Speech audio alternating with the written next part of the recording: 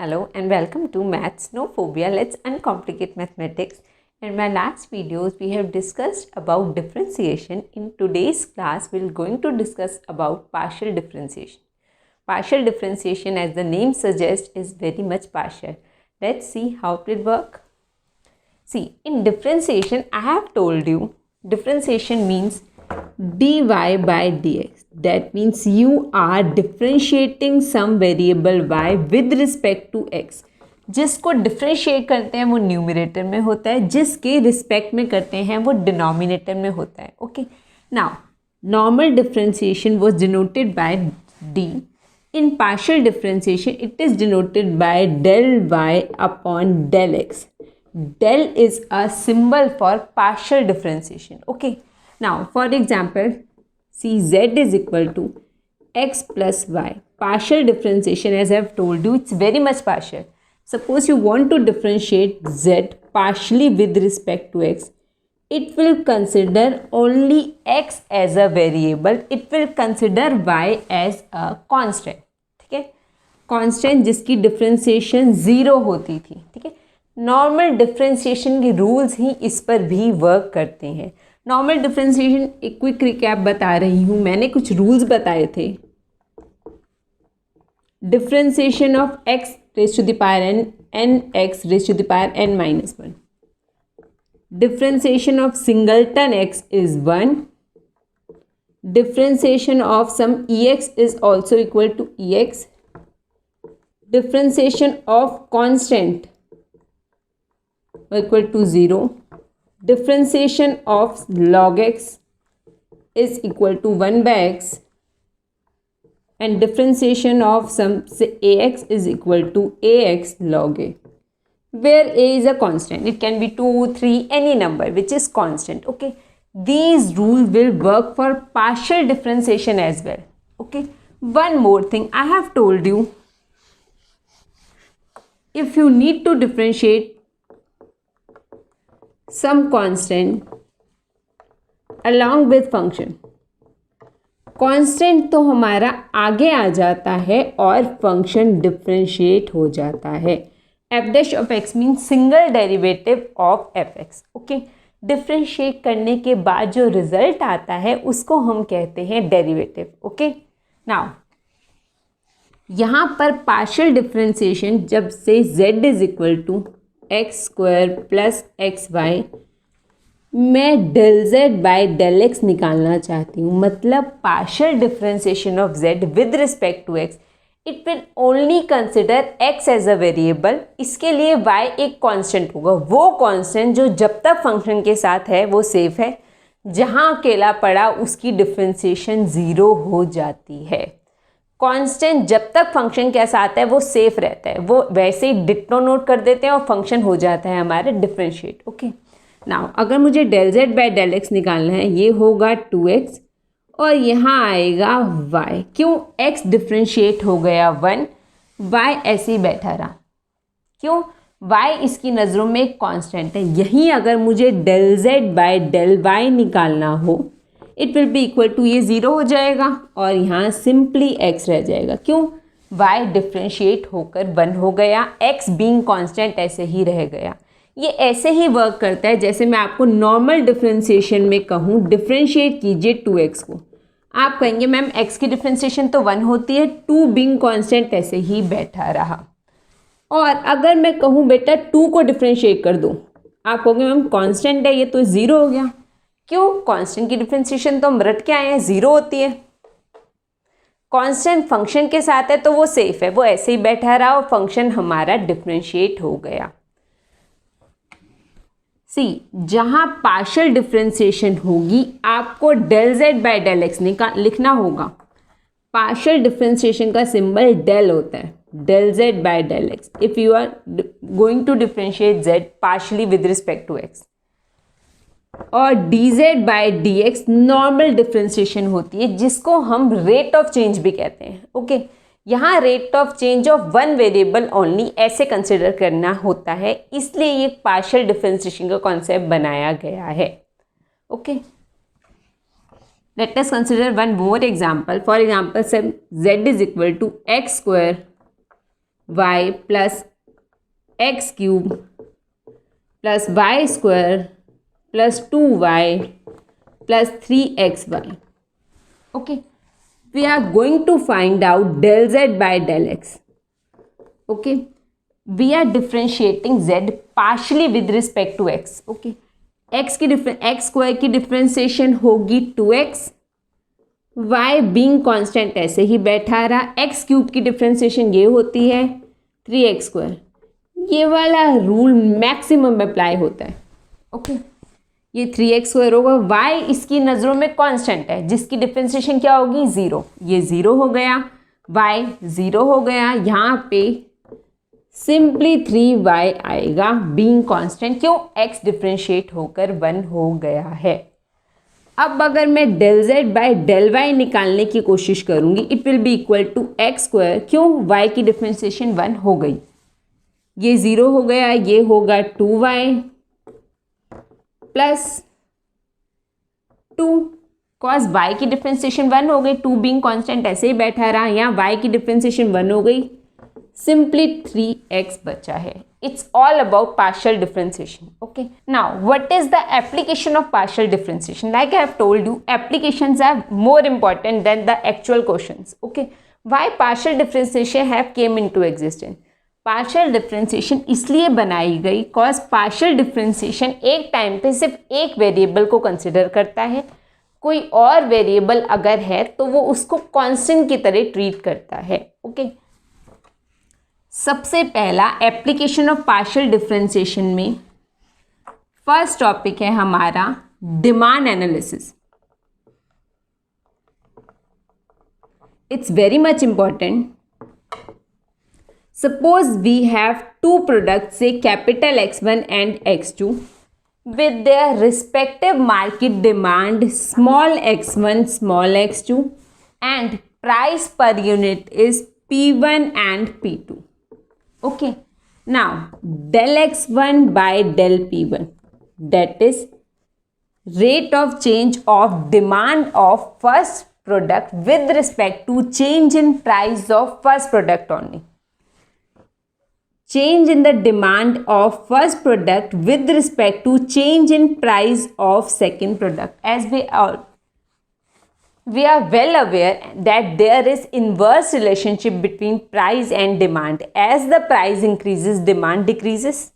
We can call it as negative correlation. Okay, now these are rate of change of the demand of second product with respect to change in the price of first product, change in the demand of second product with respect to change in price of second product.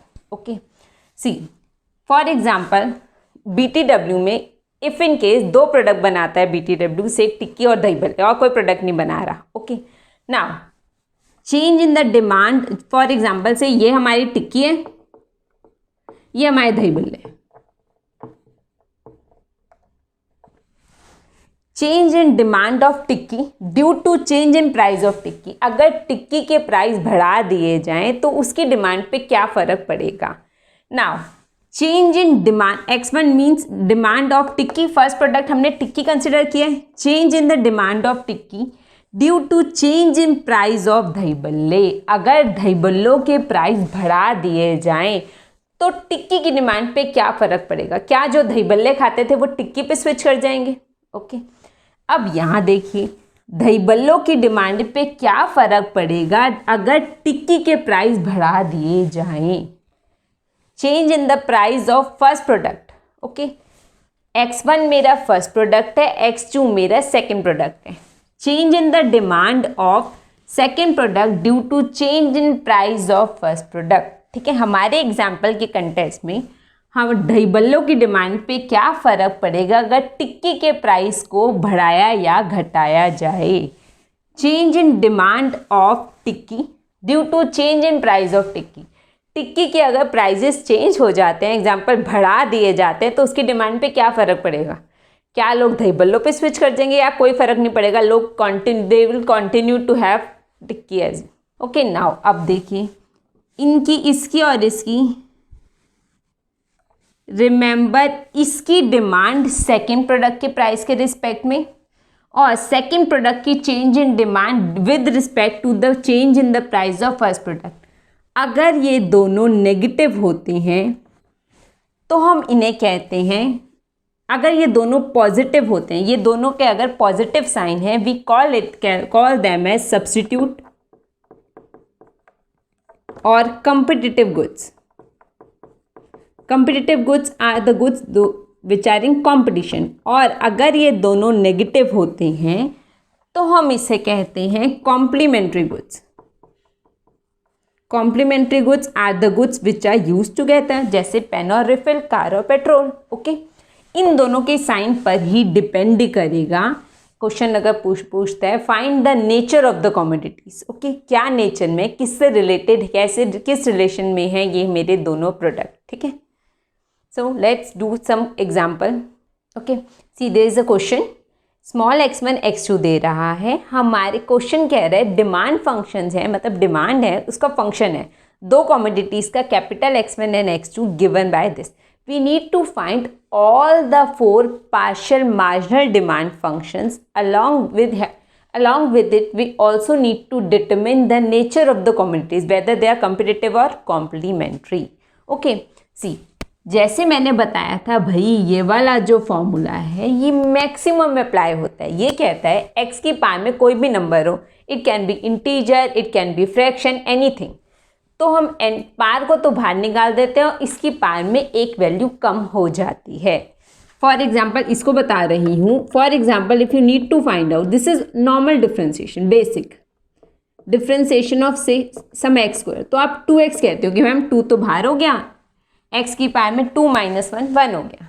और अगर मैं कहूँगी भाई बेटा 1/x की differentiation बताना, ये होती है -1/x²।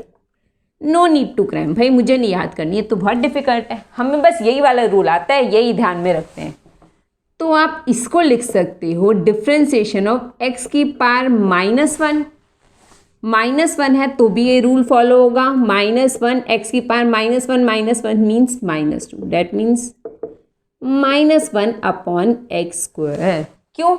हम न्यूमिनेटर में ये वैल्यू रखते हैं, हम इसी से कंफर्टेबल है ये फॉर्मूला लगाने में। डिनोमिनेटर में अगर रहता है तो हम कंफ्यूज होते हैं। ओके, यही हम यहाँ अप्लाई करेंगे। मुझे निकालनी है वैल्यू।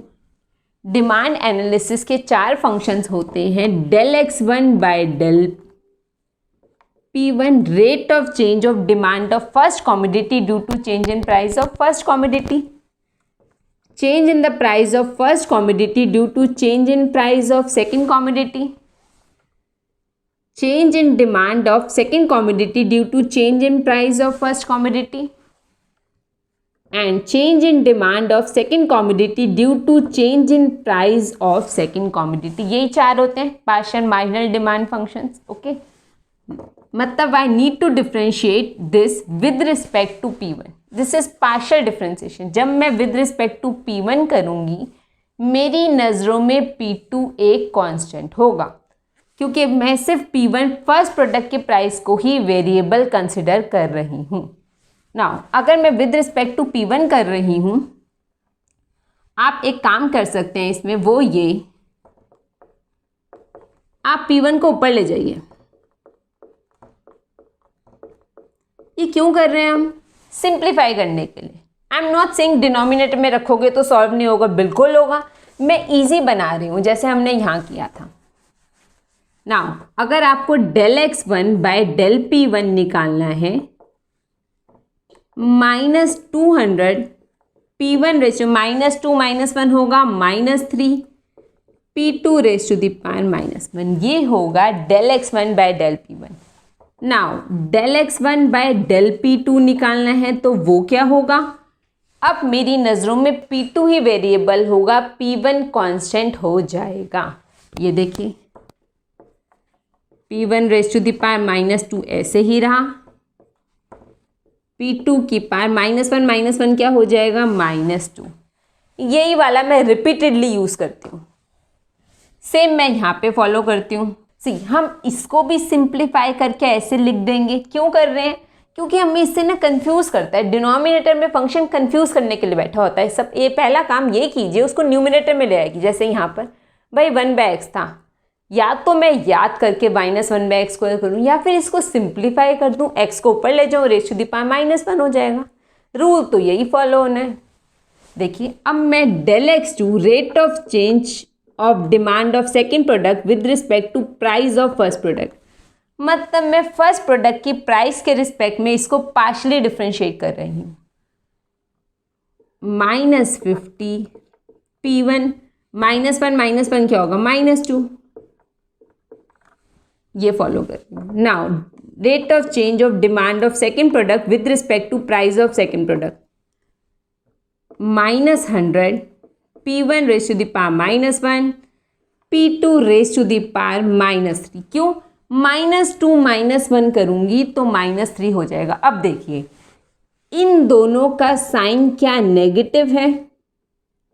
हमने पढ़ा है दोनों के साइन अगर नेगेटिव होते हैं तो हमारी कमोडिटीज किस टाइप की होती हैं? अगर इन दोनों के साइन नेगेटिव होंगे तो दोनों कमोडिटीज आपस में कॉम्प्लीमेंट्री गुड्स होंगी। कॉम्प्लीमेंट्री गुड्स बोले तो वो goods that are used together, जैसे कार और पेट्रोल, पेन और रिफिल, ठीक है, they are the products which are used together. One more thing, एक बच्चों को डाउट होता है वो ये कि मैम आपने बोला दोनों नेगेटिव होंगे तो कॉम्प्लीमेंट्री है, दोनों पॉजिटिव हुए तो सब्स्टिट्यूट है। क्या ऐसे नहीं हो सकता एक नेगेटिव आ जाए एक पॉजिटिव आ जाए? तो इसका आंसर है नहीं।